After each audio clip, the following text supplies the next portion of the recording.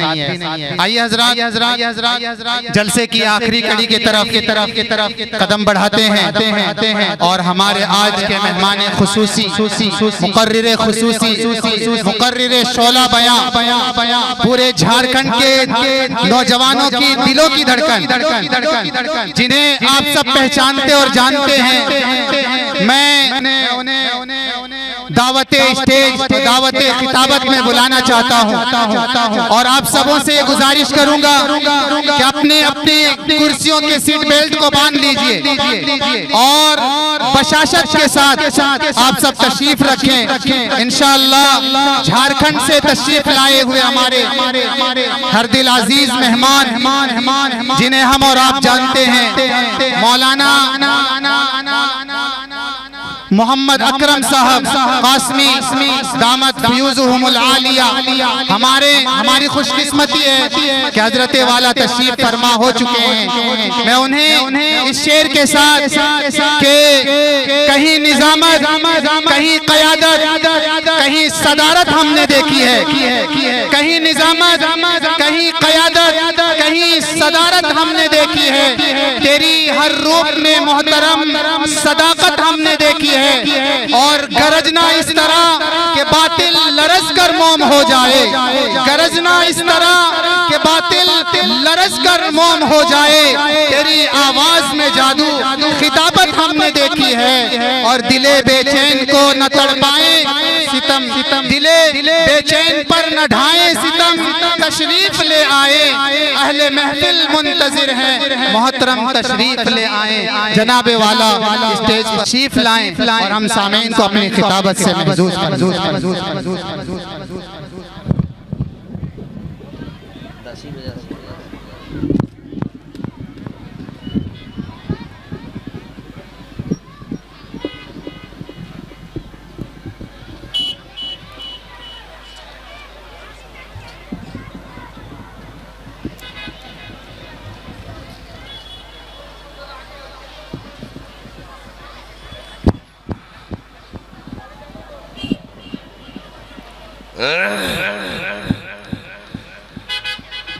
السلام علیکم ورحمۃ اللہ وبرکاتہ۔ الحمدللہ نحمده ونستعینه ونستغفره ونؤمن به ونتوکل علیہ ونعوذ باللہ من شرور انفسنا ومن سیئات اعمالنا، من يهده الله فلا مضل له ومن يضلله فلا هادي له، ونشهد أن لا إله إلا الله وحده لا شريك له، ونشهد أن سيدنا وسندنا ونبينا وحبيبنا ومولانا محمدا عبده ورسوله صلى الله تعالى عليه وعلى آله وبارك وسلم تسليما كثيرا أما بعد، اعوذ باللہ من الشیطان الرجیم، بسم اللہ الرحمن الرحیم، ان هذا القرآن يهدي للتی هی اقوم، صدق اللہ العظیم۔ انتہائی عظیم المرتبت، منبع علم و حکمت، پیکر اخلاص و مروت، عالم جلیل فاضل نبیل حضرت مولانا مفتی سلیم الدین القاسمی مدّ ظلہ العالی، جو آج کے اس اجلاس کے صدر محترم ہیں، اور دیگر تمام معزز اکابر مستند موقر علماء کرام جو اسٹیج پہ جلوہ افروز ہیں۔ یقیناً آج کا یہ جلسہ جو مدرسہ فیض القرآن کے جانب سے منعقد ہوا، فیض العلوم کے جانب سے منعقد ہوا، اس ادارے کے محتمیم حضرت مولانا جنید صاحب قاسمی نے اس اجلاس کا انعقاد فرمایا۔ مجھ سے تقریباً آج سے 20-25 دن قبل ہمارے ہی علاقے کے ایک بہت مخلص محترم جناب عبدالقادر صاحب نے پر آج کے اس جلسے کا وقت لیا۔ یقیناً میں نے بڑی خوشی سے اس پروگرام کا انتظار کیا اور منظوری دی۔ بمبئی کے پروگرام اس سے پہلے اس علاقے میں ایک مرتبہ نہیں متعدد مرتبہ حاضری ہوئی ہے۔ مجھے انتظار تھا اپنے علاقے کے لوگوں سے ملاقات بھی ہوگی اور گفتگو بھی ہوگی، لیکن بہت افسوس ہوا اتنے دور سے بلایا، اور مائک کا یہ انتظام میں سمجھتا ہوں کہ زمانہ طالب علمی میں ہمارے یہاں جو مکتب میں انجمن کا پروگرام ہوا کرتا تھا اس میں بھی اس سے بہتر مائک ہوا کرتا تھا۔ یہ مجھے پہلی بار اتنا بڑا امتحان میں انہوں نے ڈال دیا، لیکن میں سمجھتا ہوں کہ مائک اگرچہ خراب ہے لیکن مجمع بہت ہی حوصلہ والا ہے، اور جو لوگ مجمع میں ہیں یہ نوجوانوں کا مجمع ہے۔ تو اب ایسے موقع پر ہماری ذمہ داری بنتی ہے کہ مائک خراب ہے لیکن توجہ آپ اتنی ہی بڑھا دیں تاکہ کہنے والا کچھ کہہ سکے۔ وقت تو بہت کم ہے، صرف آدھا گھنٹہ وقت رہ گیا ہے، مجھے آدھے ہی گھنٹے بلکہ 25 منٹ وقت رہا ہے۔ اس 25 منٹ کے اندر مجھے آپ سے کچھ گفتگو کرنی ہے۔ آج کا یہ جلسہ جو مدرسہ فیض العلوم کا جلسہ ہے، ابھی آپ کے سامنے اس مدرسے میں زیر تعلیم بچوں نے قرآن کریم کا تعلیمی مظاہرہ انہوں نے پیش کیا۔ میرے دوستو، قرآن کریم یہ اللہ کی کتاب ہے، یہ کتاب اللہ ہے اور کلام اللہ بھی ہے۔ یہ اللہ کا کلام بھی ہے اور یہ اللہ کی کتاب بھی ہے۔ قرآن کریم کے علاوہ اور بھی آسمانی کتابیں ہیں، تورات، زبور، انجیل، یہ آسمانی کتاب ہیں، یہ اللہ کا کلام نہیں ہے۔ اسٹیج پر علماء بیٹھے ہوئے ہیں، تورات، زبور، انجیل یہ کتاب کے شکل میں آئی۔ اللہ رب العزت نے جب اس کو اتارنے کا فیصلہ فرمایا، حضرت موسیٰ علیہ السلام سے فرمایا، موسیٰ کوہ طور پہ آ جاؤ، میں تمہیں کتاب دوں گا۔ حضرت عیسیٰ علیہ السلام سے فرمایا، عیسیٰ اپنے معبد کے اندر داخل ہو جاؤ، میں تمہیں شریعت دوں گا۔ حضرت داؤد علیہ السلام سے فرمایا، اپنی عبادت خانے کے اندر داخل ہو جاؤ، میں تمہیں کتاب دوں گا۔ یہ تورات، زبور، انجیل یہ کتاب کے شکل میں آئی، لیکن بعد میں یہ بکھر گئی۔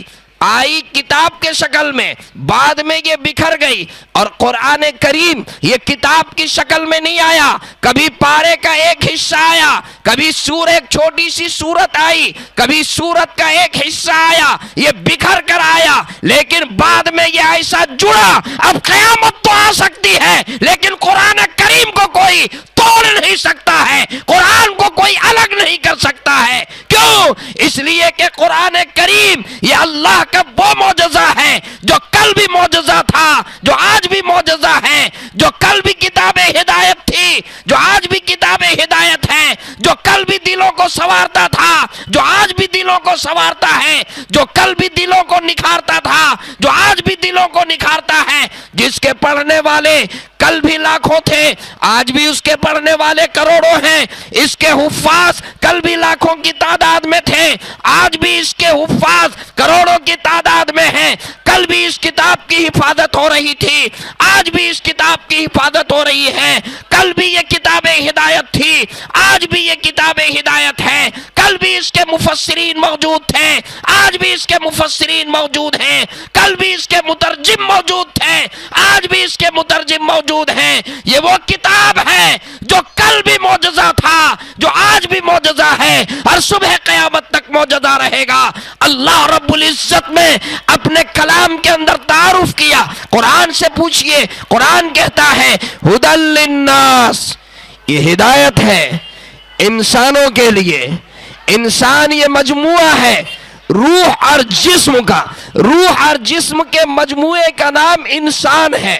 چونکہ جسم کا تعلق زمین سے ہے، اس لیے اللہ تبارک و تعالی نے اس کے لیے غذا زمین پہ تیار کیا، اور روح کا تعلق آسمان سے ہے، اس لیے اللہ رب العزت نے اس کے لیے غذا آسمان سے اتاری۔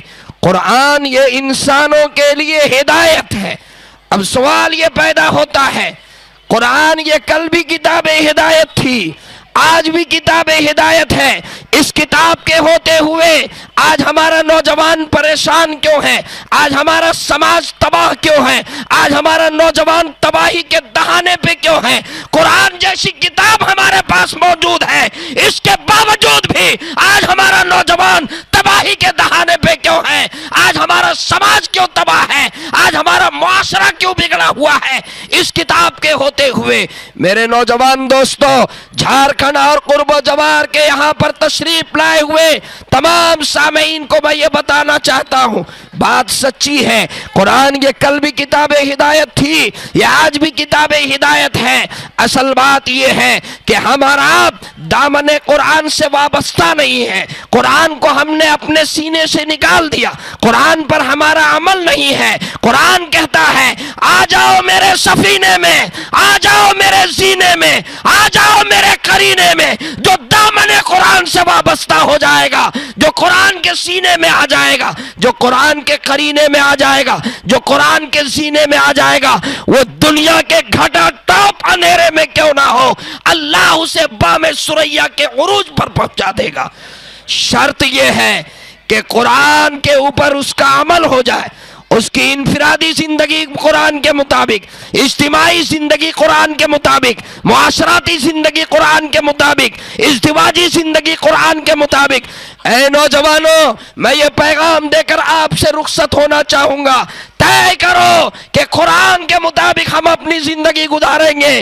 آج کے جو حالات ہیں، علماء اسٹیج پر بیٹھے ہوئے ہیں، میں ایک پیغام دینا چاہوں گا، ہمیں خطرہ ان سے نہیں ہے جو ہماری جان کے لیے خطرہ، ہمارے مال کے لیے خطرہ، جی یہ بات کی چیز ہے، اصل یہ دیکھنا ہے ایمان کا خطرہ کیا ہے، ایمان کے لیے خطرہ کون ہے۔ میرے دوستو، آج کے حالات میں جب ہمارے ایمان اس وقت خطرے میں ہیں، ایمان کے لٹیرے، ایمان کے رہزن ایمان کو لوٹنا چاہتے ہیں، اسلام کو مٹانا چاہتے ہیں، ایسے موقع پر ہماری ذمہ داری بن جاتی ہے، ایسے موقع پر ہماری ذمہ داری بڑھ جاتی ہے، کیسے ہمارے نوجوانوں میں ایمان باقی رہے، کیسی ہماری بہنوں میں ایمان باقی رہے۔ آج اخبار کے رپورٹ کے مطابق نہیں، سرکاری رپورٹ کے مطابق جو ہے، آج ہماری بچیاں لاکھوں کے، ہزاروں کی تعداد میں غیروں کے ہاتھ میں جا رہی ہے، ایمان کا سودا ہو رہا ہے، یہ مرتد ہوتی چلی جا رہی ہیں۔ سرکاری اعداد و شمار کے مطابق صرف مہاراشٹر میں ہر مہینے 60 سے 70 بچیاں غیر کے ہاتھ میں جا رہی ہیں۔ میری ماں اور بہنوں، اگر میری بات آپ سن رہی ہیں، میں آپ سے یہ کہنا چاہتا ہوں، ایمان یہ بڑی قیمتی چیز ہے، ایمان کا سودا مت کیجئے۔ تاریخ پڑھیے، قرآن پڑھیے، حدیث پڑھیے، سیرت پڑھیے، آپ کو معلوم ہوگا اس ایمان کے لیے کیسی قربانیاں دی۔ علماء اسٹیج پر بیٹھے ہوئے ہیں، سورہ بروج میں ایک واقعہ ہے، ایک بادشاہ جو وقت کا ظالم بادشاہ تھا، اس کے زمانے میں کچھ لوگ ایمان کے اندر داخل ہو گئے۔ جب ظالم بادشاہ کو یہ پتا چلا کہ یہ لوگ ایمان کے اندر داخل ہو گئے ہیں، تو انہوں نے ایک خندق کھدوائی، آگ کی خندق، جسے قرآن نے کہا اصحاب اخدود، خندق کھدوائی، اور ایمان والوں کو بلایا، اور بلا کر کے ایک ایک سے کر کے پوچھا، یہ بتاؤ تم ایمان پر قائم رہنا چاہتے ہو یا تم ایمان سے واپس لوٹنا چاہتے ہو؟ اگر تمہاری جان تمہیں عزیز ہے تو پھر تم ایمان سے لوٹ جاؤ، اور اگر تمہاری جان عزیز نہیں ہے، اگر تم ایمان پر قائم رہو گے تو تمہیں اس دہکتی ہوئی اس خندق میں اس آگ کے حوالے کر دیا جائے گا۔ میرے دوستو، اسی میں ایک عورت جس کے گود میں ایک بچہ تھا، وہ خاتون جب آتی ہے، گود میں بچہ ہے، جب وہ ظالم اس خاتون سے پوچھتا ہے، یہ بتاؤ تمہارا ارادہ کیا ہے؟ کیا تمہیں بچے کی جان عزیز ہے؟ کیا تمہیں اپنی جان عزیز ہے؟ یہ بتاؤ۔ اگر جان عزیز ہے تو ایمان کا سودا کرو، اور اگر جان عزیز نہیں ہے تو تمہیں بھی اس خندق کے اندر، اس خندق میں، اس آگ کے اس خندق میں تمہیں بھی ڈال دیا جائے گا۔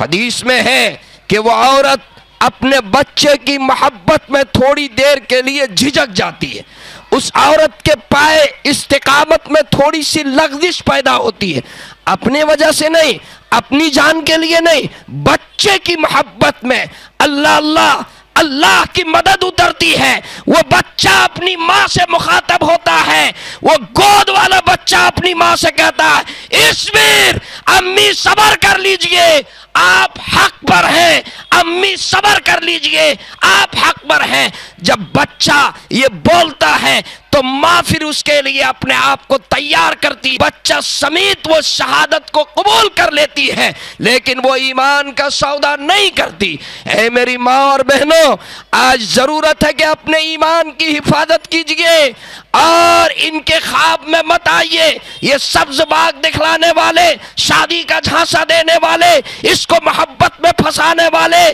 یہ سبز باغ دکھانے والے، یہ صرف آپ کی عصمت اور عزت کو لوٹنا چاہتے ہیں، شادی کا جھانسا دے کر کے، اور پھر سال دو سال کے بعد تمہیں کہیں کا وہ رہنے نہیں دیتے۔ اے میری ماں اور بہنوں، میں بڑی ذمہ داری سے کہتا ہوں، آج سب سے زیادہ جو ہے اس کی ضرورت ہے کہ ہمارا ایمان کیسے محفوظ رہ سکے۔ اور میں نوجوانوں سے کہوں گا، اے میرے نوجوان دوستو، آپ بھی اس بات کی کوشش کیجئے، ایمان ہماری آنے والی نسلوں میں ایمان کیسے باقی رہے، آنے والی نسلیں اسلام کے اوپر کیسے قائم رہے، آنے والی نسلوں میں دین کا تحفظ کیسے ہو، دین کی بقا کیسے ہو۔ اے میرے نوجوان دوستو، اے میرے بزرگوں، آپ اپنی تاریخ پڑھیے، اس ایمان کے لیے کیسی کیسی قربانیاں دی ہیں صحابہ کرام رضوان اللہ تعالی علیہ مجمعین نے، کن قربانیوں کے بعد یہ ایمان ہم تک کے پہنچا ہے۔ آج ضرورت اس بات کی ہے، ایمان کی حفاظت کے لیے ہم قربانی دینے کے لیے تیار رہیں۔ آپ کیا تاریخ نہیں پڑھتے؟ حضرت عمر بن جموح رضی اللہ تعالیٰ ایک صحابی ہے، ایک پاؤں سے لنگڑے ہیں، ایک ٹانگ کٹی ہوئی ہے۔ اللہ کے رسول اعلان فرماتے ہیں احد میں جانا ہے، کٹی ہوئی ٹانگ لے کر آقا کی خدمت میں حاضر ہو جاتے ہیں، عرض کرتے ہیں اے میرے محبوب، اے میرے حبیب، اے اللہ کے رسول، مجھے بھی اجازت دے دیجئے۔ آقا فرماتے ہیں کہ نہیں، آپ معذور ہیں، آپ گھر میں رہیں، آپ گھر میں رہیں، چونکہ آپ کے ساتھ عذر ہے۔ وہ صحابی رسول عرض کرتے ہیں اے اللہ کے رسول، میرا یہ جوان بیٹا ہے، آپ انہیں اجازت دے دیجئے۔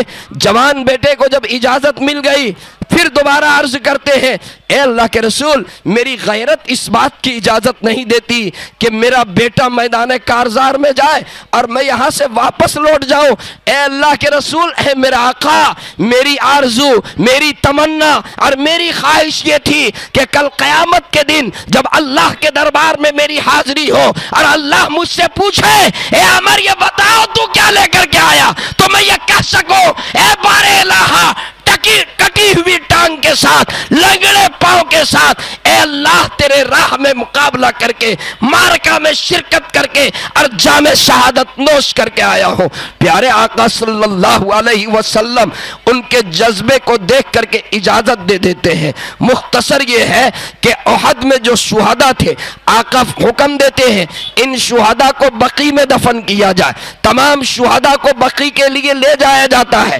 حضرت عمر بن جموح رضی اللہ تعالیٰ عنہ کی لاش کو جب سواری پہ رکھا جاتا ہے جنت البقیع کے طرف لے جانے کے لیے، تو وہ سواری بیٹھ جاتی ہے، جانے کے لیے تیار نہیں، اور واپس جب احد کے جانب چلایا جاتا ہے تو وہ چل پڑتا ہے۔ بڑا تعجب ہوا، آقا سے عرض کیا اللہ کے رسول، میرے ساتھی عمر ان کی لاش کو جس سواری پہ رکھا، جب اس سواری کو بقیع کے جانب چلایا تو وہ نہیں چلتا، اور جب اسے احد کے جانب چلایا جاتا ہے تو وہ چل پڑتا ہے. معاملہ کیا ہے؟ پیارے آقا صلی اللہ علیہ وسلم فرماتے ہیں پوچھو ان کے گھر والوں سے کہیں یہ گھر سے نکلتے وقت انہوں نے کوئی دعا تو نہیں کی تھی.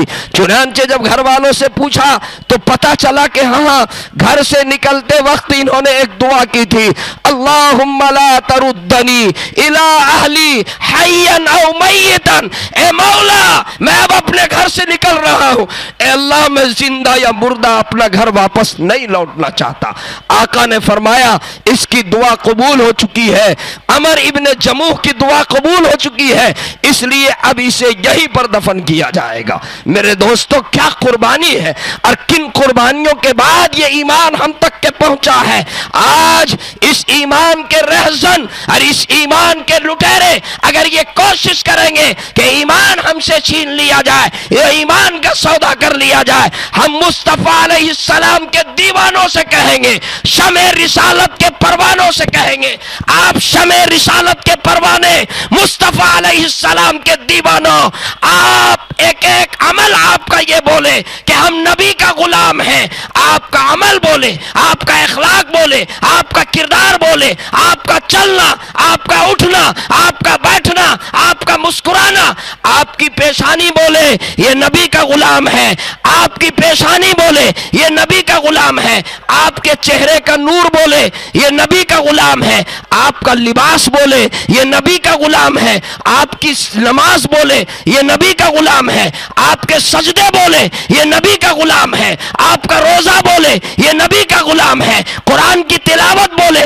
یہ نبی کا غلام ہے, صدقہ اور خیرات بولے یہ نبی کا غلام ہے. نبی کا غلام کبھی جھوٹ نہیں بول سکتا, نبی کا غلام کبھی غیبت نہیں کر سکتا, نبی کا غلام کبھی فراڈ نہیں کر سکتا, نبی کا غلام کبھی کسی کو دھوکہ نہیں دے سکتا, نبی کا غلام کسی پر ظلم نہیں کر سکتا, نبی کا غلام شراب نہیں پی سکتا, نبی کا غلام جوا نہیں کھیل سکتا, نبی کا غلام کبھی کسی سے عداوت نہیں رکھ سکتا, نبی کا غلام کسی سے کینہ نہیں رکھ سکتا, نبی کا غلام کسی سے بغض نہیں رکھ سکتا, نبی کا غلام کسی کو ستا نہیں سکتا, نبی کا غلام کبھی نماز نہیں چھوڑ سکتا, نبی کا غلام کبھی روزہ نہیں چھوڑ سکتا, نبی کا غلام کبھی قرآن کی تلاوت نہیں چھوڑ سکتا. اے نوجوانوں تم اس نبی کے غلام ہو, ذرا سا میں آپ کو اس آقا کے بارے میں, جس آقا کے غلام ہم اور آپ ہیں, اس آقا کی شان مبارک پر میں ایک جھلک پیش کروں. آپ کی توجہ ہمارے طرف ہے؟ ذرا ہاتھ اٹھا کر کہیے جی. سائنسداں ایک بات کہتے ہیں, میں نہیں کہتا, سائنسداں کہتے ہیں. کیا کہتے ہیں؟ سائنسدانوں کا کہنا یہ ہے کہ ہر وقت کہیں نہ کہیں دھرتی میں بارش ہوتی ہے, کبھی بمبئی میں ہو رہی ہے, کبھی یو پی میں ہو رہی ہے, کبھی جھارکھنڈ میں ہو رہی ہے, کبھی ہندوستان میں ہو رہی ہے, کبھی اور کسی ملک میں ہو رہی ہے, ہر وقت کہیں نہ کہیں بارش ہوتی ہے. سائنسدانوں کا یہ ماننا ہے کہ جس دن بارش کا نظام بند ہو جائے گا اسی دن کائنات کا یہ نظام بھی ختم ہو جائے گا. یہ کون کہتے ہیں؟ سائنسداں کہتے ہیں بارش کا نظام بند, کائنات کا نظام بھی ختم. میں نہیں کہتا. میں کیا کہنا چاہتا ہوں ذرا آپ کی توجہ ہو جائے, اگر آپ کے دل کو میری بات لگ جائے تو آپ تائید میں سبحان اللہ کہہ دیجئے گا. یہ مائک تو جان نکالے جا رہی ہے, لیکن مصطفیٰ علیہ السلام کے دیوانوں کا یہ مجمع دیکھ کر کے اور میں ہمت کر کے بولتا ہوں, میں کیا کہنا چاہتا ہوں وہ سنیے. میں یہ کہنا چاہتا ہوں ہر وقت کہیں نہ کہیں میرے آقا کا تذکرہ ہو رہا ہے. حضرت مولانا مبین صاحب علماء اسٹیج پر بیٹھے ہوئے, ہر وقت کہیں نہ کہیں میرے آقا کا تذکرہ ہو رہا ہے. کہیں میرے آقا کی سیرت کا تذکرہ, کہیں میرے آقا کی صورت کا تذکرہ, کہیں میرے آقا کی ذات کا تذکرہ, کہیں میرے آقا کی بات کا تذکرہ, کہیں میرے آقا کی نعت کا تذکرہ, کہیں میرے آقا کے جمال کا تذکرہ, کہیں میرے آقا کے کمال کا تذکرہ, کہیں میرے آقا کے اصحاب کا تذکرہ, کہیں کہیں صدیق اکبر کا تذکرہ، کہیں عمر فاروق کا تذکرہ، کہیں عثمان غنی کا تذکرہ، کہیں علی مرتضی کا تذکرہ، کہیں میرے آقا کے ازواج کا تذکرہ، کہیں میرے آقا کے اولاد کا تذکرہ، کہیں میرے آقا کی بنات کا تذکرہ، کہیں حضرت رقیہ، کہیں حضرت زینب، کہیں حضرت ام کلثوم، کہیں حضرت فاطمہ کا تذکرہ، کہیں میرے آقا کے نواسوں کا تذکرہ، حضرت حسنین کا تذکرہ، کہیں میرے آقا کے معجزات کا تذکرہ، آقا کے انگلی کے اشارے سے چاند کے 2 ٹکڑے ہوا اس کا تذکرہ، آقا کے انگلی کے اشارے سے ابو جہل کی بند مٹھی میں کنکر نے کلمہ پڑھ لیا اس کا تذکرہ، آقا کی انگلی جب خالی پیالے کے اوپر آقا کے ہتھیلی لگتی ہے، آپ کے انگلی کے نیچے سے پانی کے فوارہ جاری ہونے کا تذکرہ، آقا کا ہاتھ اٹھتا ہے، حضرت ابو ہریرہ کی ماں کو ہدایت ملنے کا تذکرہ، میرے آقا کے معجزات کا کہیں تذکرہ، کہیں میرے آقا کے غزوات کا تذکرہ، کہیں میرے آقا کے رخ انور کا تذکرہ، کہیں میرے آقا کے زلف معمر کا تذکرہ، کہیں میرے آقا کے کمالات کا تذکرہ۔ مجھے کہنے دیجئے اے میرے مصطفیٰ علیہ السلام کے دیوانوں، جب تک کہ میرے آقا کا تذکرہ ہوتا رہے گا کائنات کا نظام چلتا رہے گا، جس دن آقا کا تذکرہ ختم ہوگا کائنات کا نظام اسی دن ختم ہو جائے گا۔ قرآن کے پاروں میں تیرے نام کا چرچا، قرآن کے پاروں میں تیرے نام کا چرچا، چاند ستاروں میں تیرے نام کا چرچا، گلشن کے ہر ایک رنگ میں گل میں تیری خوشبو، گلشن کے ہر ایک رنگ میں گل میں تیری خوشبو، رنگین بہاروں میں تیرے نام کا چرچا، موجوں کی روانی میں تلا تم میں بہر میں، موجوں کی روانی میں تلا تم میں بہر میں، چاروں کنارے میں خاموش کنار بچہ تیرے نام کا چرچا، اور مسجد ہو کے محراب مصلی ہو کے ممبر، مسجد ہو کے محراب مصلی ہو کے ممبر، ہم کو ملا چاروں میں تیرے نام کا چرتا، اور کہتا ہے قمر کبھی وہ انگلی اٹھائے، کہتا ہے قمر پھر وہ کبھی انگلی اٹھائے، انگلی کے اشاروں میں تیرے نام کا چرچا، انگلی کے اشاروں میں تیرے نام کا چرچا۔ میرے دوستو، طبیعت تو یہ چاہتی تھی آپ سے مزید میں گفتگو کروں، لیکن یہ مائک کے وجہ سے اب ہمت نہیں ہو رہی ہے۔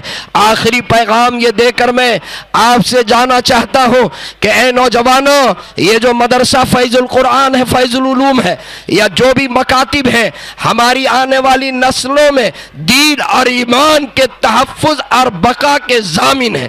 یہ مدرسے ہیں، اپنے بچوں کو مکتب میں بھیجئے، اپنے بچوں کو قرآن پڑھائیے، جب تک کہ محلے میں مکاتب قائم رہیں گے اور مدارس قائم رہیں گے، آنے والی نسلوں میں دین باقی رہے گا، آنے والی نسلوں میں اسلام باقی رہے گا۔ یہ اسلام کے قلعے ہیں یہ مکاتب اور یہ مدارس، یہاں انسانیت سکھائی جاتی ہے، یہاں انسان بنایا جاتا ہے، یہاں مانوتا بڑھایا جاتا ہے، یہاں شرافت سکھائی جاتی ہے، یہاں تہذیب سکھائی جاتی ہے۔ میرے دوستو، میرے مصطفیٰ علیہ الصلاۃ والتسلیم کے دیوانوں اور شمع رسالت کے پروانوں، جذبات میں آ کر کچھ نعرہ لگانے سے کوئی فائدہ نہیں۔ آپ پڑھیے، سیرت پڑھیے، آپ سیرت صحابہ پڑھیے، آپ حضرت خالد بن ولید کی سیرت پڑھیے، آپ محمد بن قاسم کی سیرت پڑھیے، آپ حضرت صلاح الدین ایوبی کی سیرت پڑھیے، آپ نور الدین زنگی کی سیرت پڑھیے، آپ اپنے اسلاف کی سیرت اور کردار کو پڑھیے۔ صلاح الدین ایوبی علیہ الرحمہ جو بیت المقدس کے فاتح ہیں، بیت المقدس کے فاتح ہیں، حضرت صلاح الدین ایوبی کی سیرت کی ایک جھلک بتا کر کے اور میں اپنی بات کو ختم کرتا ہوں، ذرا توجہ سے سن لیجئے، صرف 2 منٹ میں حضرت صلاح الدین ایوبی کی سیرت بتا کر اپنی بات کو ختم کر رہا۔ حضرت صلاح الدین ایوبی رحمت اللہ علیہ کے زمانے میں کچھ حاجی حج کے لیے جا رہے تھے، حاجیوں کے قافلے کو اس وقت انگلستان کا ایک شہزادہ ریزی نولڈ، اس نے حاجیوں کے قافلے کو گرفتار کر لیا، اور صرف گرفتار نہیں کیا، ان کے ساز و سامان کو لوٹ لیا۔ اور ان کو قید میں ڈال دیا۔ حاجیوں کے قافلے نے جب انگلستان کے شہزادہ ریزی لانڈ سے یہ کہا کہ ہم حج کے لیے جا رہے ہیں، ہمیں تم نے کیوں گرفتار کر لیا ہے، ہمیں تم چھوڑ دو، تو اس مردود نے یہ جواب میں کہا بلا لو اپنے محمد کو، وہ تمہیں ہم سے چھوڑا لے۔ کیا کہا؟ بلا لو اپنے محمد، اپنے پیغمبر، اپنے نبی کو، وہ تمہیں ہم سے چھوڑا لیں۔ جب یہ آواز صلاح الدین ایوبی کے کانوں سے ٹکرائی، 2.25 سال تک کہ وہ سوئے نہیں، انہوں نے قسم کھا لی کہ جب تک کہ اس ملعون کو کیفر کردار تک نہیں پہنچائیں گے میں سوؤں گا نہیں۔ اور 2.25 سال کی محنت کے بعد جب وہ کامیاب ہوئے، 6 شہزادوں کو گرفتار کر کے اور صلاح الدین ایوبی کے پاس پیش کیا گیا، ان میں سے 5 کو انہوں نے معاف کر دیا، 5 کو معاف کر دیا، اور 1 کو معاف نہیں کیا۔ ان کے سینے میں جب خنجر لے کر بیٹھ گئے تو اس میں سے کسی نے کہا جس نے معاف کیا تھا، حضرت بات سمجھ میں نہیں آئی، آپ نے 5 کو معاف کر دیا تو آپ نے 1 کو معاف کیوں نہیں کیا؟ ذرا جواب سنو میرے نوجوانوں، مصطفیٰ علیہ الصلاۃ والتسلیم کے دیوانوں، جواب سنو صلاح الدین ایوبی کا۔ جب اس نے یہ کہا کہ حضرت آپ نے 5 کو معاف کر دیا تو 1 کو کیوں نہیں معاف کیا، تو حضرت صلاح الدین ایوبی نے فرمایا یہ وہ بدبخت مردود ہے جس نے یہ کہا تھا کہ بلا لو اپنے محمد، اپنے پیغمبر، اپنے آقا کو۔ ارے کم بخت ملعون، تجھ جیسے رذیل مردود کے لیے وہ نہیں آیا کرتے، اس کا غلام کافی ہے، ان کا نوکر کافی ہے۔ تجھ جیسے مردود، انہوں نے اپنے غلام کو بھیج دیا، وہ نہیں آیا کرتے۔ اے میرے بھائیوں، اپنے اندر جو ہے اس جذبے کو، ایمانی حرارت کو پیدا کیجئے، اور میرے نوجوانوں سچا مسلمان بن جائیے۔ اب رمضان کا مہینہ آ رہا ہے، کل سے تراویح شروع ہوگی۔ طے کیجئے کہ ہم نماز نہیں چھوڑیں گے، طے کیجئے روزہ نہیں چھوڑیں گے، جھوٹ نہیں بولیں گے، کسی کو نہیں ستائیں گے، کسی پر ظلم نہیں کریں گے، اور اپنے بچوں کو مدرسے میں پڑھائیں گے، اپنے بچوں کو مکتب میں پڑھائیں گے، اپنے بچوں کو قرآن کی تعلیم سے آراستہ کریں گے۔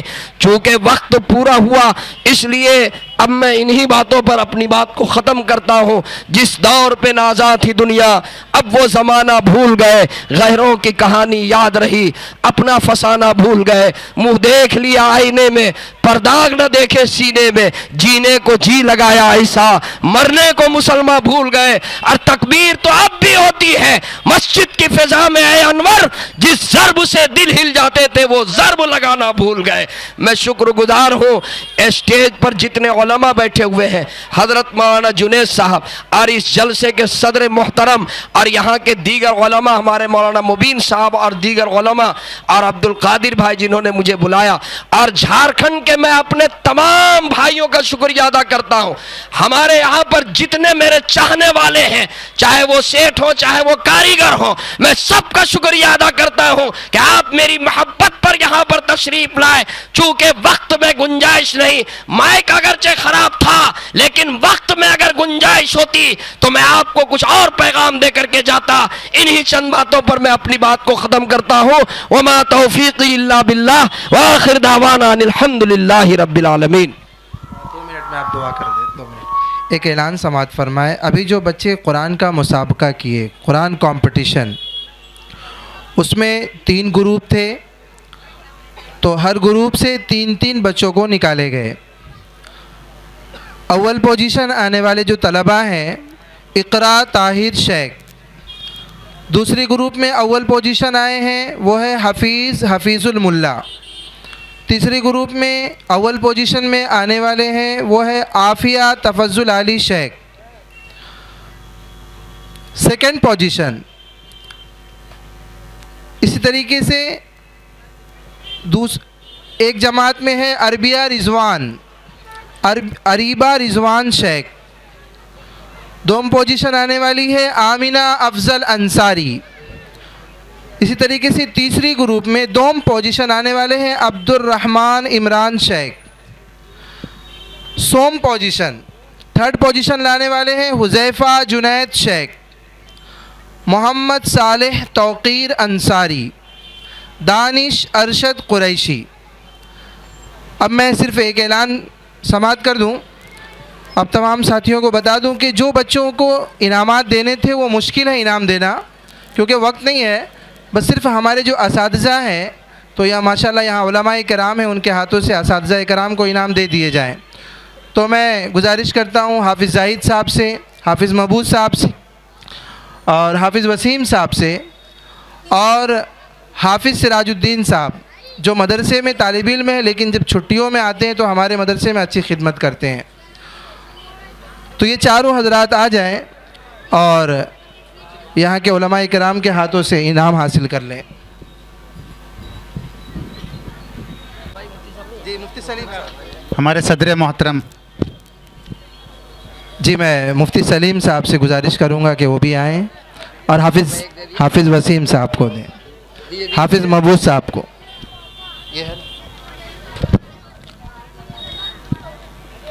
جی میں مولانا عبد الرحمن صاحب سے گزارش کروں گا کہ وہ آئیں اور مولانا منصور صاحب وہ بھی آئیں اور ہمارے حافظ سراج صاحب کو انعام دیں۔ اب میں ہمارے یہاں ایک معلمہ پڑھاتی ہیں، ان کے والد صاحب بیٹھے ہوئے ہیں، وہ بھی اپنی بچی کی طرف سے انعام حاصل کر لیں۔ ساجد بھائی سے گزارش ہے کہ وہ آئیں اور وہ بھی انعام حاصل کر لیں۔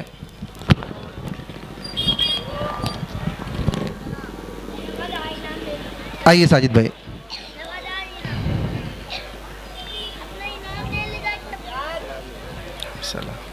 جزاک اللہ خیر۔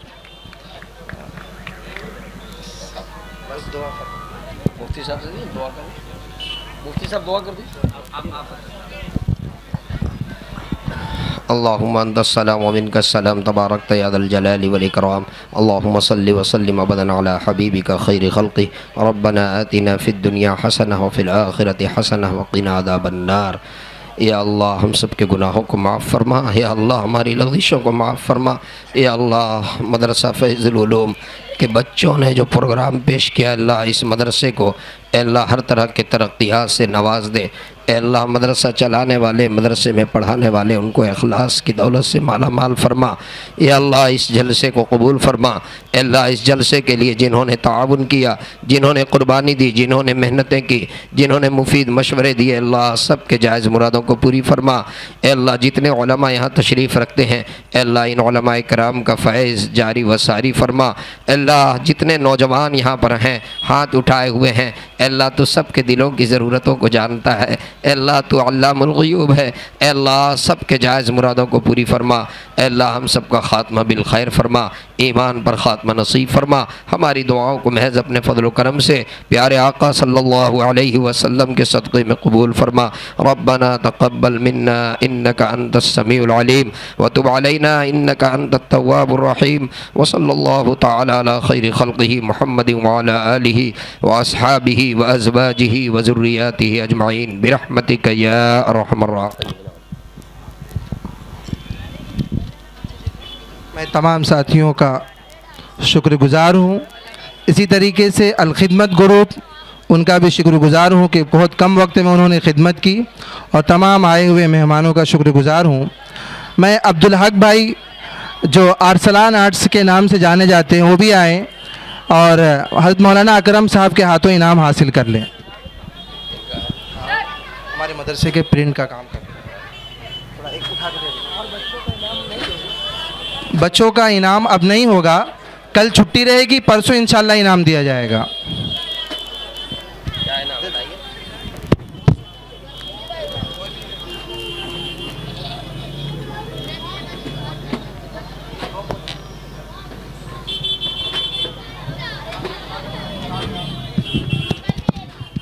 ہلو